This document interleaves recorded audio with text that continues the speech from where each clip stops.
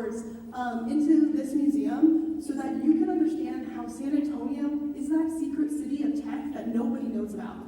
And it's remarkable. So to kind of give a little better of a welcome of the museum, hopefully you enjoy this video.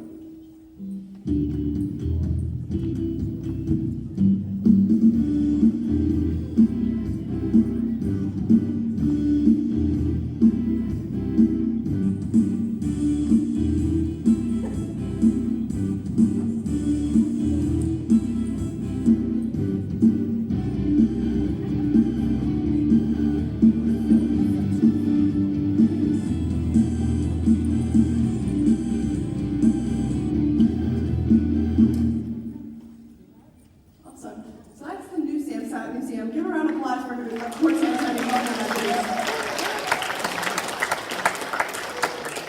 So now I want to introduce you to the man behind it all. Our keynote speaker has 40 years of experience in San Antonio with commercial and government electronics. In college, he interned at Computer Terminal Corporation, which became DataPoint Corporation. He's held multiple positions, including Vice President of Research and Development.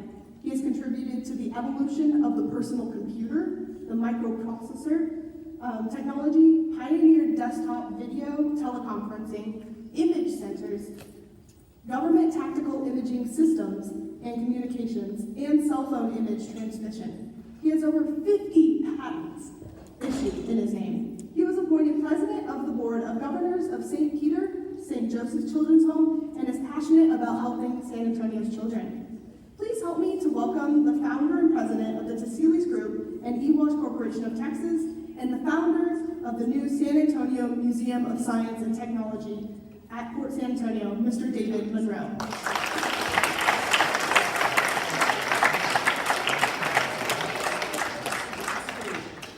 Thank you so much. It's an honor to be here today. I really am looking forward to seeing what you all are doing this afternoon.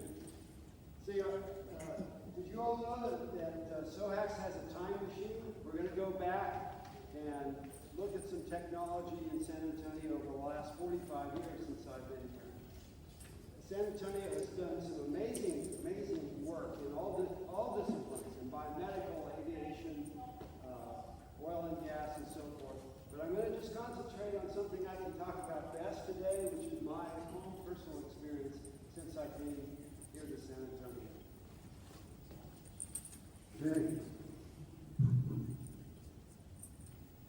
So, in order to understand this, you've got to get in the right frame of mind. You have to take yourself back to 1968, and I know that none of you know what that means. Whoops. Just go ahead here. Where am I? Here. So I have a scrapbook of photos starting in 1968. So to set the stage, here's kind of what it felt like in San Antonio. We had hippies. We had gray hair, big hair. We had the Hemisphere 68. That was a big deal. And monorail. Our engineers had personal calculators that we carried with us. They were mechanical and slide rules.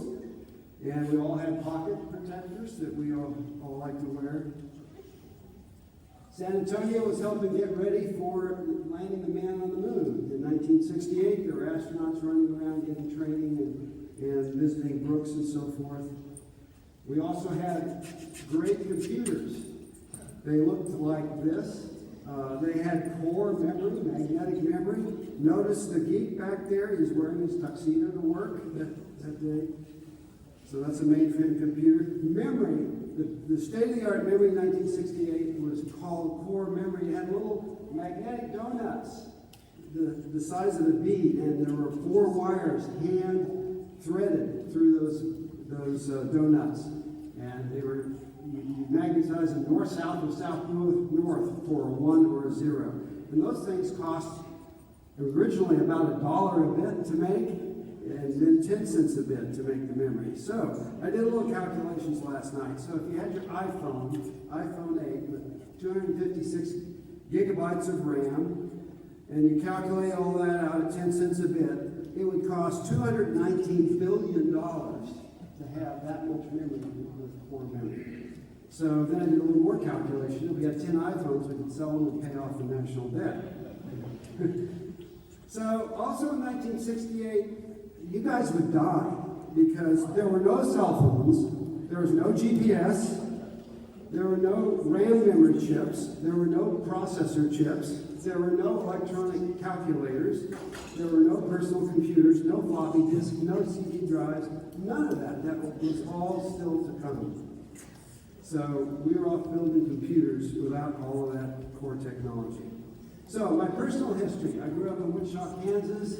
We didn't have maker spaces either, so I had to build one. So I built one in my basement. So this is me in my basement. You see a TV set there in a lab. And there's a thing on the lab bench and a science fair project I built. So I had lots of fun in my own maker space in Wichita.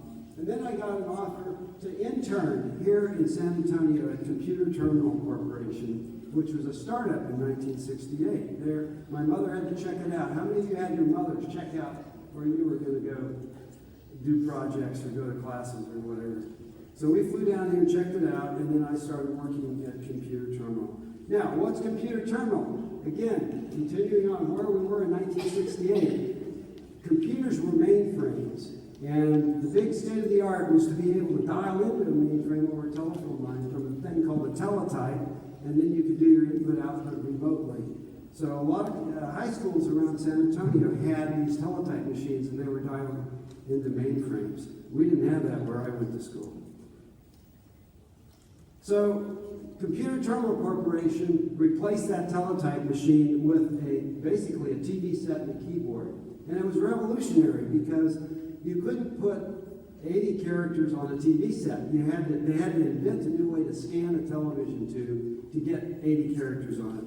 The other thing is, you remember we talked about memory? Well, you have to have memory to refresh that screen. So it would have been $80,000 worth of memory to build this terminal. Way too expensive. So there was a little startup in 1968 that made memory chips, 512-bit memory chips, that made this possible. And that startup was called Intel Corporation. So we know them now for processors, but they didn't make processors back then. And Computer Terminal became their biggest customer. The circuit boards in these things were all laid out by hand. And we stuck down little pieces of mylar with dots on it and used black masking tape, basically, to make the traces for the wires to make the masks. Now we have CAD. So this terminal was being bought by a lot of different companies, so they had to rewire it for each customer, which meant they had to redo all those manual boards. So a couple of engineers got the idea that they ought to throw a processor inside. Now, there were no microprocessor chips, so when they said we're putting a processor inside, they had to design it with a bunch of parts. Okay, so this is what they envisioned for the new computer. Notice it has switches as well as keys on it. So they built a machine that has a processor built inside. This is 1970 now. This is a personal computer, if you will. It has 4,096 bytes of main memory, not 4,000 megabytes or 4 gigabytes. It's 4,096 bytes. And that was absolutely revolutionary for 1970. That's what the machine looked like when it's open. You can see the memory board sticking up in the air. Oops. Okay, there's the 1,000th machine they shipped. This is the drawing, all hand done on how to put it together. These are the two inventors that came up with the instruction set for that processor and made it fit in there. And the processor board looked like this. So it had over 100 ICs on it just to process. And it was really slow. So after they got it into production, they wanted to put more memory in it. And the way they thought they could put more memory in it was to get that processor on a chip so they could use the board space for more memory parts.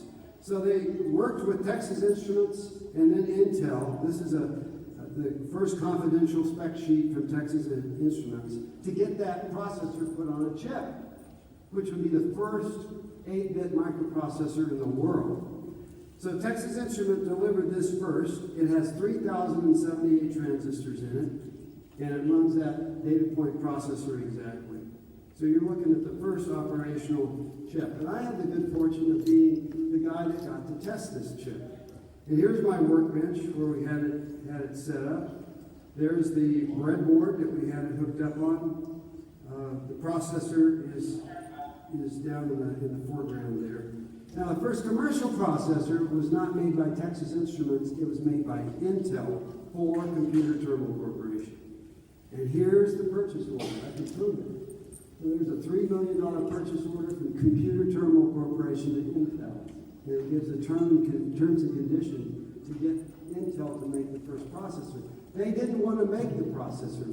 When they were approached by DataPoint, Intel said, we're a memory company, and we don't want to make processors. Each one of our customers has their own processor that they make. So if we make a microprocessor, we would be competing with our own customers. But the president of Computer Terminal talked to the president of Intel, Bob Noyce, and said, hey, if you don't do that processor for us, we're going to get TI to do it. We're going to stop buying memory chips. So Intel said, okay, we're going to do it. And that's how Intel got into the 8-bit processor business. So the chip that they built looked like this. It had 3,098 transistors. Now think about that. So this is the first microcomputer. We were running spreadsheets and editors, text editors, and COM emulators, and video games. I shouldn't say video games, but games on this little processor with 3,098 transistors. My iPhone has 3 billion transistors on it. It has 1 million times more transistors and processing power than that first microprocessor. That's what the chip looked like. So the next chip Intel came out with was based on an improvement that DataPoint did to the processor, and that was also one of my projects. This is my desk back in those days, and that's a diagram of the next processor chip on the wall, and that's the breadboard. So those of you who know me, if you want to know why I'm a little crazy, this is why. I spent 20 years dealing with this stuff, these breadboards. So that's the 8080 chip. The 8080 became the first really popular microprocessor chip that was used by hobbyists and in the personal computer, what then started to become called the personal computer market. Now, it turns out DataPoint didn't use that chip because they kept ahead of the game. They kept designing faster and faster discrete processors, and these weren't fast enough to run the software. But I was working on using the processor chip to build a laptop computer. So this was done in our Skunk Works. The concept was 1972. The prototype was built in 1975. It looks like this. So it's kind of silly looking, isn't it? The big problem wasn't the processor or the memory then. It was the display. There were no character displays available to build a laptop. So it took another almost 10 years for the display technology to catch up with the processors. So we also did color business graphics systems. We did, local area networks. We all use Ethernet on an hourly basis, right? So DataPoint pioneered local area networking too, with a network called ArcNet. It's interesting. The name that DataPoint picked for their local area network is in this announcement. It's dated what? 1977, and this is an announcement on the Internet press release. So the original local area network that DataPoint made was going to be called Internet. And one of the vice presidents didn't like the name Internet, and he threw a temper tantrum. So the marketing department changed the name from Internet to ArcNet. So if that hadn't happened, think about it. The whole world now would not be using the Internet. They'd be using something else, because DataPoint would have grabbed up the name and trademarked it. But it was a very powerful local area network. There were something like 11 million nodes installed before the PC ever existed. It was very, very successful. These are client servers that ran on the DataPoint network. And we even did a wireless LAN in 1978, which was very early. That's where we bought the tower, breadboarded and R&D. This is the site survey document that was done for the wireless LAN. We had to get an experimental license to even do this research because it was on FCC bands that were reserved for video. There were no bands for computer data. Once we got this thing working, we had a 2.5 megabit wireless LAN, and we wanted to build access points and sell them, so we petitioned the FCC for the 13 gigahertz band that was unused for this. And guess what the FCC said? They said, no, the public wants more television channels. They don't want computers on wireless. That's a stupid idea. We're not giving you the spectrum. So wireless LAN got killed by the government for many years until they finally saw the light. Speaking of seeing the light, because we couldn't use RF, we wanted to build wide area networks, so we built it using light. We built this thing. It's called a light link. So this did the same thing as an access point, but instead of using RF, we were using infrared. The first ones we built used lasers, but the government came out with laser safety regulations, which they've since overturned, that made it impossible to use a laser through free space. So we had to go to a regular infrared diode. So all these challenges you guys will have as you do your development in the future, you just got to overcome them one way or another. And sometimes they're technical, sometimes they're governmental, but you overcome them. Okay, we went on to build a laser printer. This was like the first networked laser printer in the world. This was the breadboard unit, what it looked like. That's what the production unit looked like. All this is in San Antonio, guys. So think about every time you log onto your computer, look at your server, print on the laser printer, realize that was all pioneered in San Antonio. Some aspect of those technologies was done in San Antonio. This is the first video voice data unit. You see the AT&T trucks drive around video voice and data. So in 1979, we prototyped this. It had a TV camera built in. You could watch TV on it. You could send video over the network, have in-way video teleconferencing, listen to the radio, and do your computer stuff to boot. And that went into production. This is a robotic teleconferencing unit, which didn't go into production. We built it in R&D. But there are companies that are making these things today. So they drive from conference room to conference room, representing you as a video conferencing unit. In 1983, again, you've got to put yourself back in the day, because today these technologies are so prolific and we're so used to them we don't think about it. But in 1983, there was no internet, there was no digital camera, there was no JPEG compression. But we wanted to build a box that we could take a picture and send it over a dial-up telephone line, which was the only wide area network around, in less than 6 seconds. So I got to build this thing on my kitchen table. This is a kitchen table story. So that was a prototype. We raised $1 million based on this thing, and it transmitted pictures, but it wasn't 6 seconds. It was like 6 minutes, but it did transmit a picture. So then we got our money, and we built in a unit that looked like this. We thought we were going to use it and sell it for conference room use, but as you'll find out as you pursue your career, when you invent these things, you think people are going to use them one way, but when they get them in their hands, they figure out other better ways to use it. And that's what happened here. The government of Canada had a better idea. They had clinics in northern Canada with x-ray machines. When you broke your arm or leg skiing, you go to the clinic, they take the x-ray, and then they had to get the x-ray down to the hospitals in southern Canada, which is where all the radiologists were. So the only way they could do that in the winter was using dog sleds.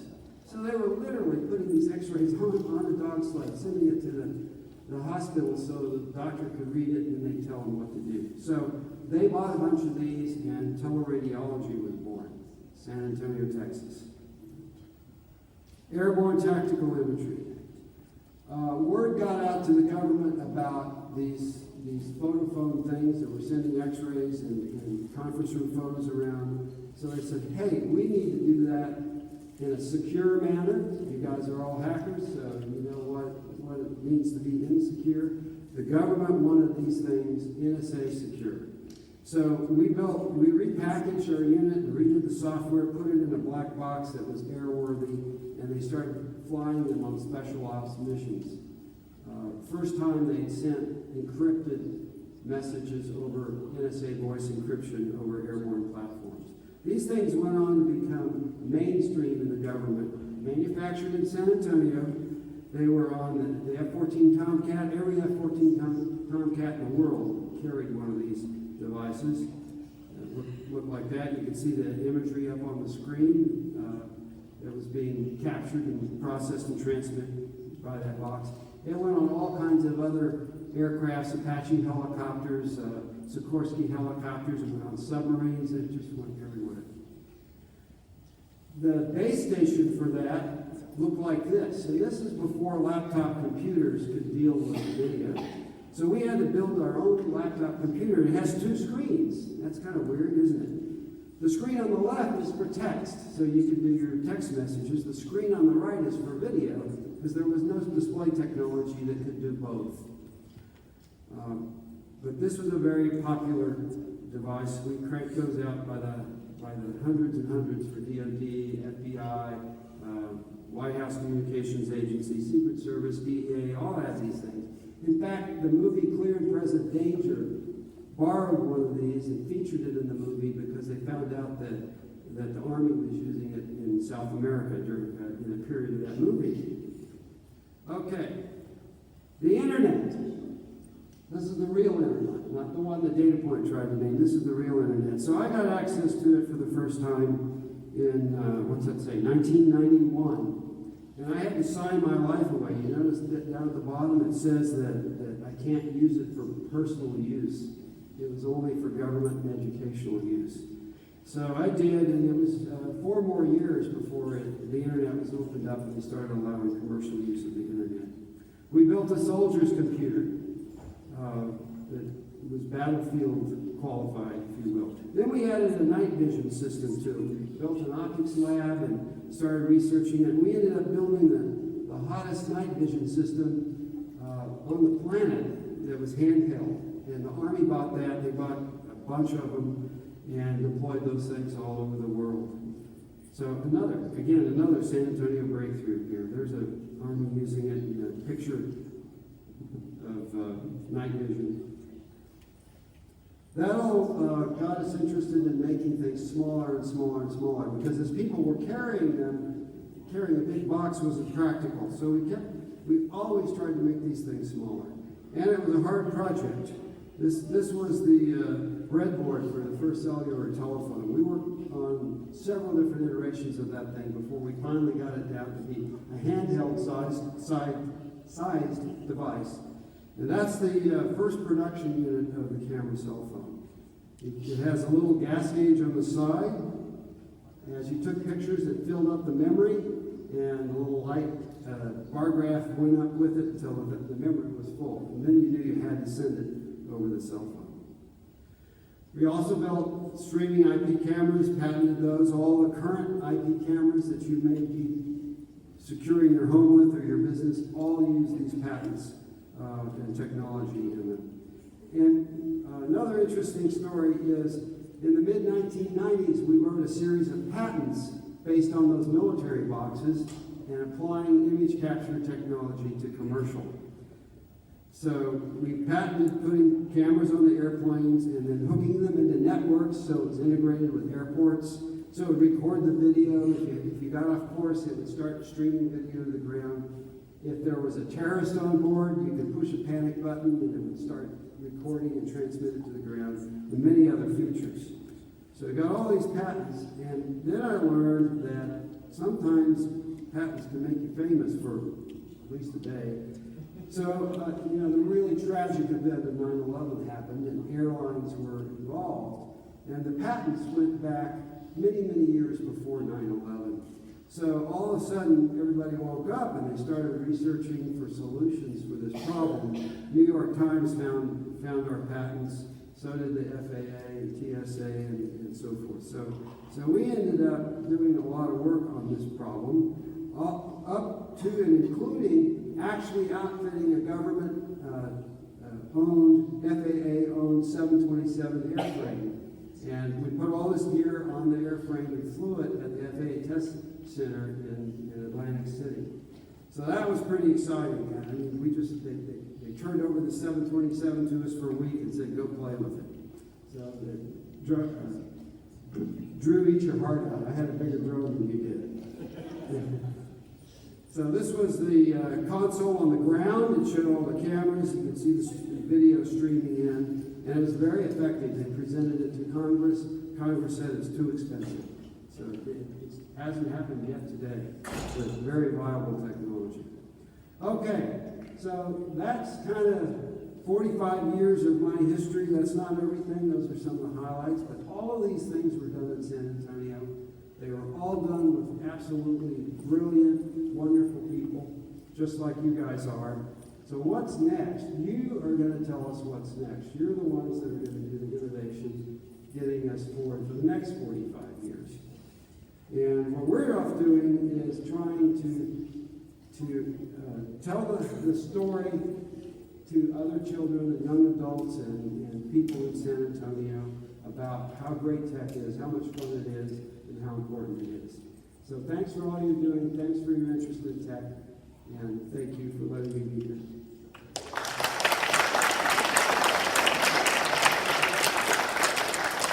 Thank you so much.